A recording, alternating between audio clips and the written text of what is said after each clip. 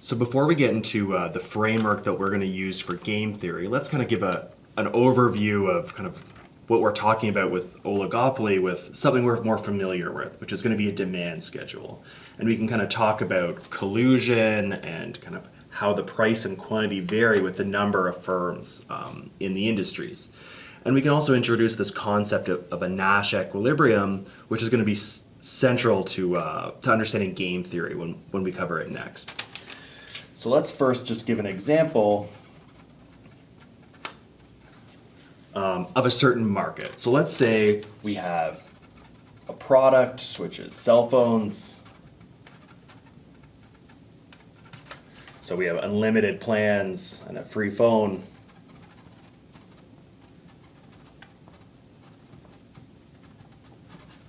There's only two companies in this market. So the market, let's say, is Oberlin, Ohio.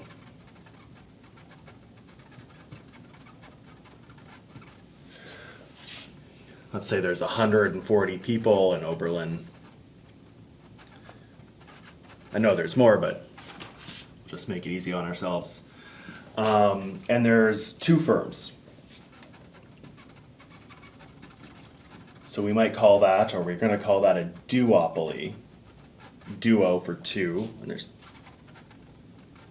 a duopoly, and there's two firms. Firm A and firm B. And they're both, they're the only two firms in this market.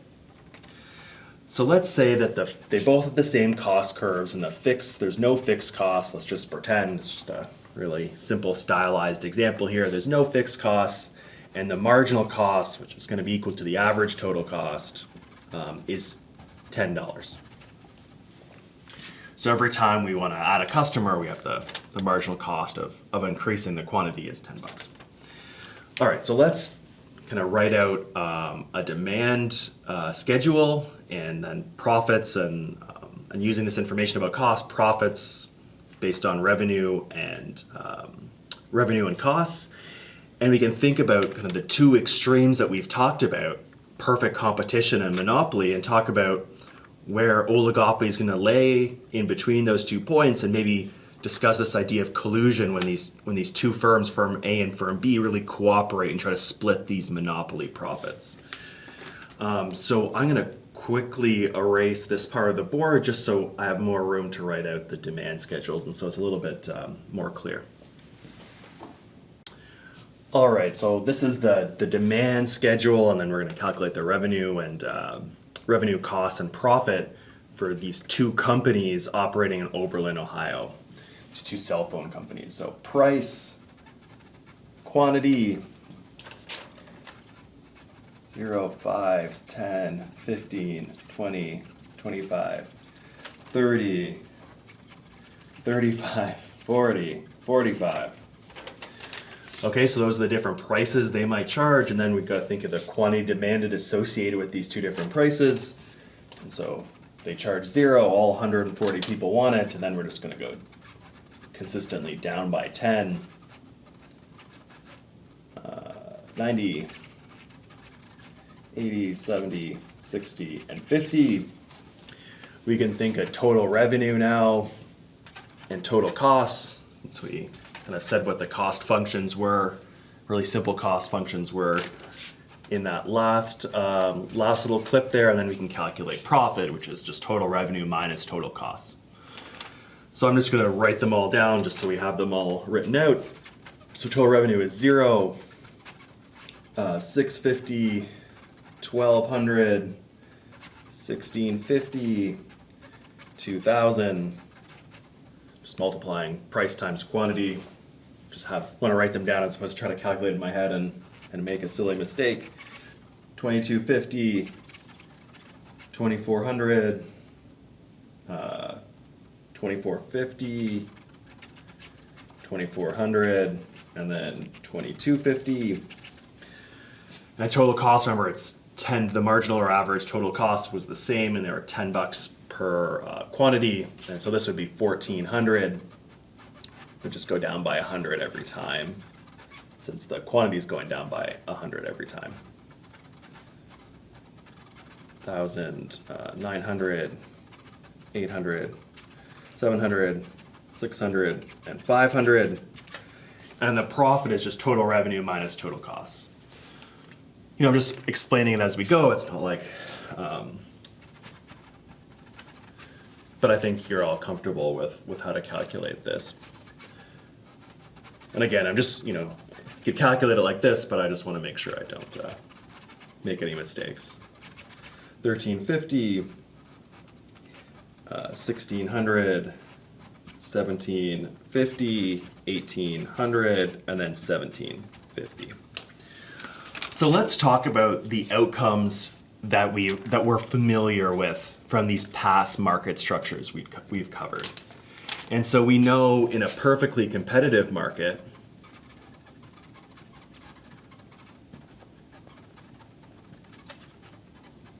the profit equals 0, right? And they're going to charge where the price equals the marginal cost.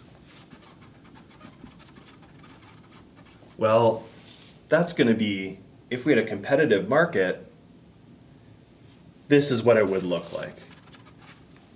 That's what a competitive market price and quantity and is going to look like. We also know monopoly.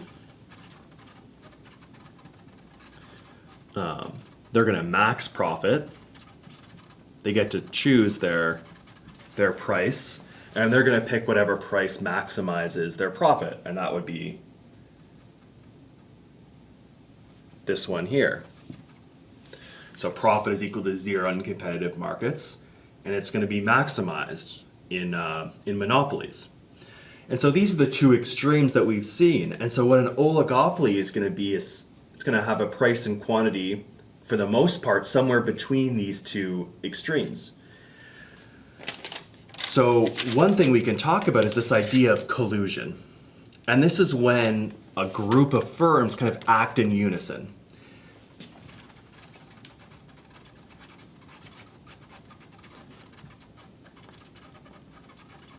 So a group of firms act in unison. And this could be about the quantity or the price. They could say we're each going to produce a certain amount, or we're each going to charge a certain amount. But they're behaving like together. They're discussing whether it's tacit collusion in terms of they're not really saying anything, or whether it's kind of very overt collusion where they're talking to each other on the phone and saying what they want to do. So if these two firms, firm A and firm B, colluded, they'd be getting this monopoly outcome as well, right?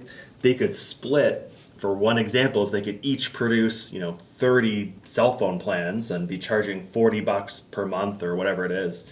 And they would split these monopoly profits, so they'd each get $900.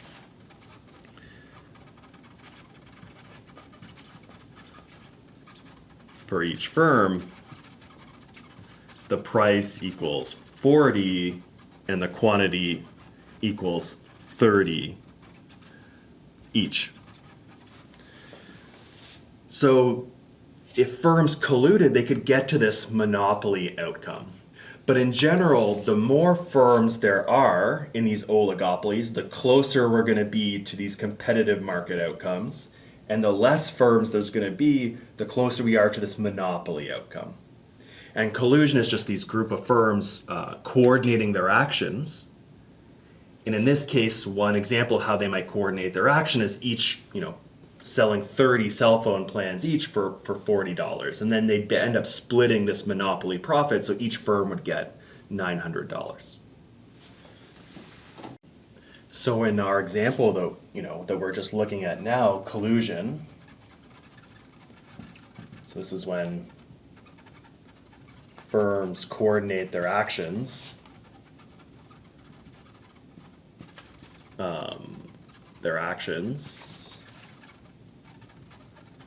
So they talk to each other or find another way to communicate in terms of trying to split these monopoly profits, because we know profits maximized when they're behaving like a monopoly. And so in that case, in our example, firm A, for example, firm A would produce half the monopoly output, so they'd produce 30 units. Firm B would produce 30 units, which means the total amount in the market that's produced is 60 units. The price, when you produce 60 units in the market, if that's the quantity in the entire market, we saw that was a price of 40. And so each firm would be splitting this monopoly profit.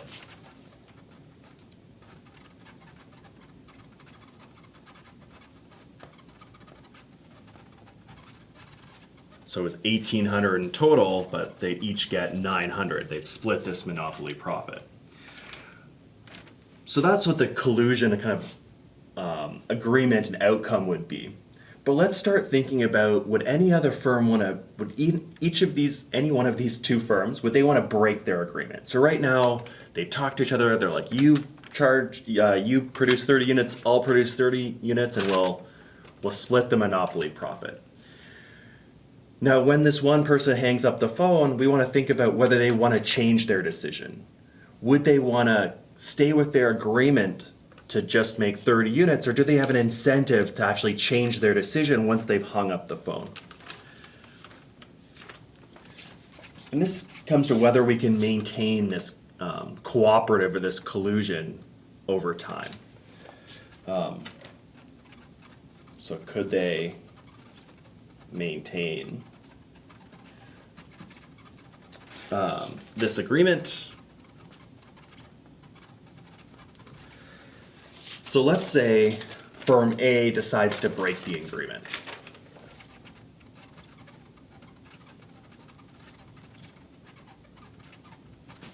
And produce 40 units.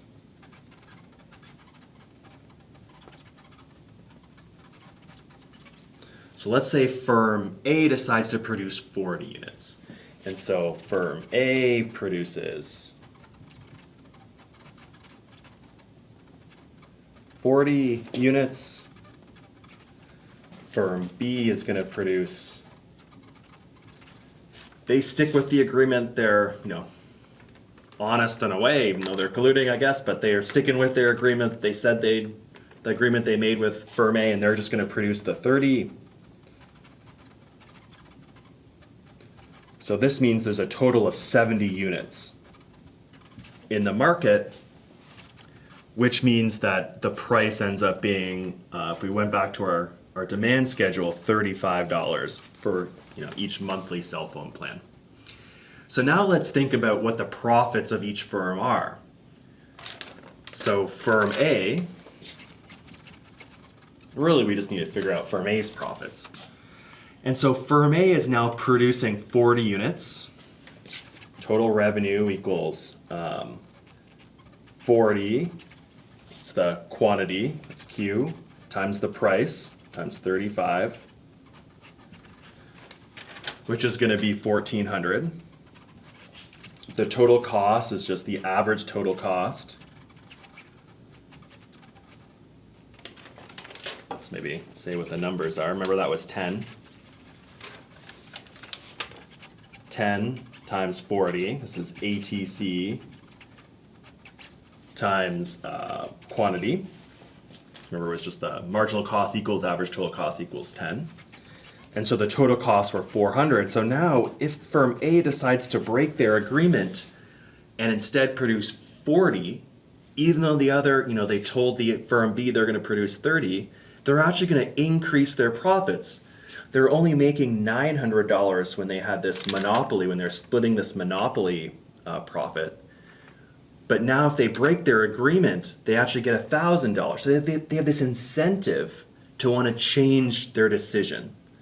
If they knew what the other firm was doing and the other firm was only producing 30, they have this incentive. They can make more profit if they don't go along with their agreement.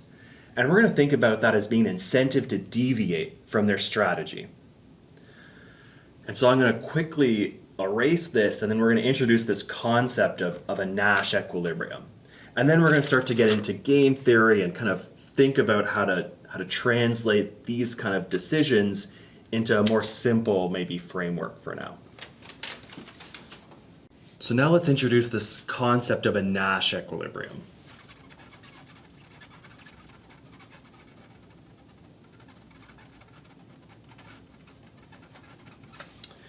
And so what a Nash equilibrium is, it's a situation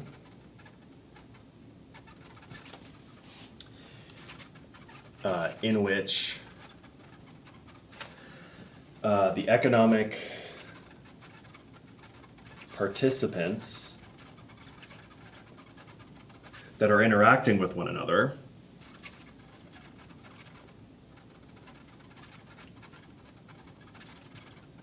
with each other choose their best strategy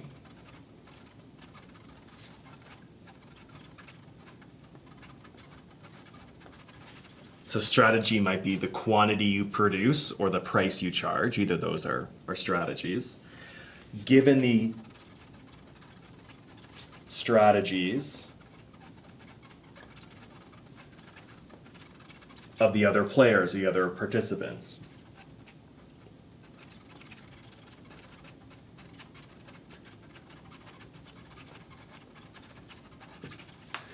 In general, what this means is even knowing what the other firm is going to pick, you wouldn't choose to change your strategy. So even if you knew the other firm was producing this many units, you have no incentive. There's no way to increase your profit by changing your strategy. If that's true and that holds for all the players or all the firms, we're going to have a Nash equilibrium. So the key here is no incentive to deviate.